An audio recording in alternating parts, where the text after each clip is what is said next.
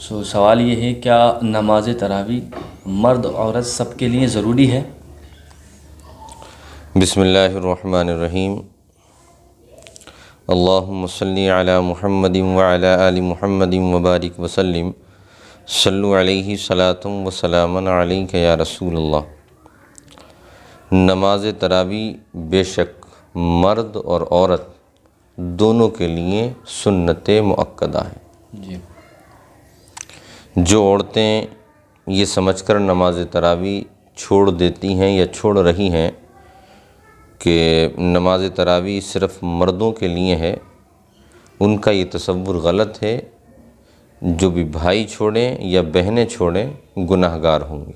अच्छा, चलिए, तो क्या नमाज तरावी के लिए जमात का होना भी ज़रूरी है? नमाज तरावी में जमात सुन्नत किफ़ाया है। जी। चंद लोग, किफ़ाया का मतलब होता है चंद लोग उस सुन्नत को अदा कर लें, काफ़ी है। अब जैसे लॉकडाउन में 5 लोगों के लिए जमात से मस्जिद में नमाज़ पढ़ने की इजाज़त है। ठीक है। तो वो जो महल्ले में नमाज हो रही है जमात से, वो काफ़ी है सुन्नत की अदायगी के लिए तरावी की। बाकी लोग घरों में तन्हा तन्हा पढ़ें तो जायज़ है, और अगर कोई बंदा अपने घर वालों में ऐसा है जो इमामत का अहल है, उसको इमाम बनाकर पढ़ें जमात से, तब भी जायज़। तब भी जायज़ है। अच्छा, तो अब जमात के साथ अदा करें तो मर्दों की तो जमात तो होती है, इससे तो सब लोग वाकिफ़ हैं। तो क्या औरत भी जमात कर सकती है, मतलब इमाम बन सकती है जमात? शरीयत मुतहरा ने औरत को इमामत की इजाज़त नहीं दी है। मर्दों की करे तब भी इजाज़त नहीं है, और औरत अगर औरतों की इमामत करे तब भी फ़िक़्ह हनफ़ी में मकरूह तहरीमी कहा गया उसको। तो बेहतर यही है कि जो बहनें नमाज तरावी गुज़िश्ता से पढ़ती चली आई हैं आगे पढ़ें, तो तन्हा तन्हा पढ़ें, जमात से न पढ़ें। चलिए, और एक सवाल ये है कि अब जो है मस्जिद में तो 5 लोग से ज़्यादा नमाज़ पढ़ नहीं सकते, तो लोग अपने घरों पर भी कुरान करवा रहे हैं, जैसे मोहल्ले में हाफिज़ हैं या जिनके घर में हाफिज़ हैं। तो कहीं ऐसा होता है कि हाफिज़ हैं और जो है उनकी दाढ़ी नहीं है, तो क्या वो अब इमामत कर सकते हैं वहाँ पर, यानी नमाज तरावी पढ़ा सकते हैं जमात के साथ?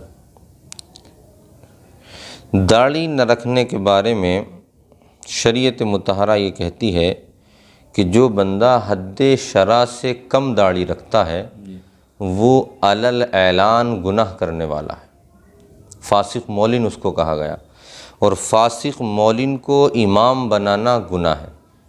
लिहाजा हासिल कलाम ये है कि अगर बंदा हाफिज़ है और दाढ़ी नहीं है, बाकी सारी शर्तें उसके अंदर पाई जा रही हैं, तो बस एक दाढ़ी उसकी ना होना यानी हद्द शरा से कम होना जो है, यही ऐब ऐसा है जो उसको इमामत से रोक देता है।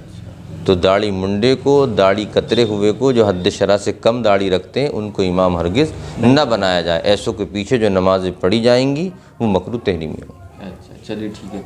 यहाँ तो ये होगा कि इमाम नहीं कर सकता वो शख्स। अब जो है कोई ऐसा शख्स है कि जो दाढ़ी भी है यानी बाशरा इंसान है, मगर वो शख्स खड़े होकर नमाज नहीं अदा कर सकता, और ना ही वो दूसरों को यानी जमात करे तब भी इमाम बनने की हालत में खड़ा नहीं हो सकता, बैठकर ही नमाज़ पढ़े या पढ़ाए। तो क्या ऐसी सूरत में वो दूसरों का इमाम बन सकता है जो बैठकर नमाज़ पढ़ रहा है? हाँ, गालिबन आपका सवाल ये है कि उसके अंदर और शर्तें तो पाई जा रही हैं। नमाज वो पढ़ा सकता, अहल है, मगर वो खड़ा नहीं हो सकता, यही आपका सवाल है। हाँ, तो माजूर शख्स जो है वो सेहतमंद लोगों का इमाम नहीं बन सकता।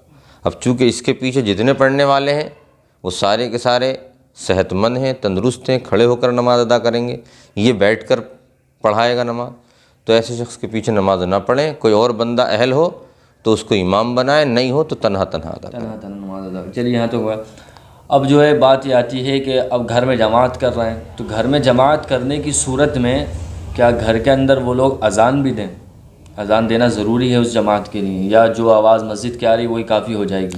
नहीं, जो आवाज़ मस्जिद की अज़ान की आ रही है काफ़ी है। हाँ, दे लेंगे तो बेहतर है, लेकिन आवाज़ अगर मस्जिद की अज़ान की आ रही है तो काफ़ी है, उसी आवाज़ पर इक्तिफ़ा करें, घर में जमात कर सकते हैं।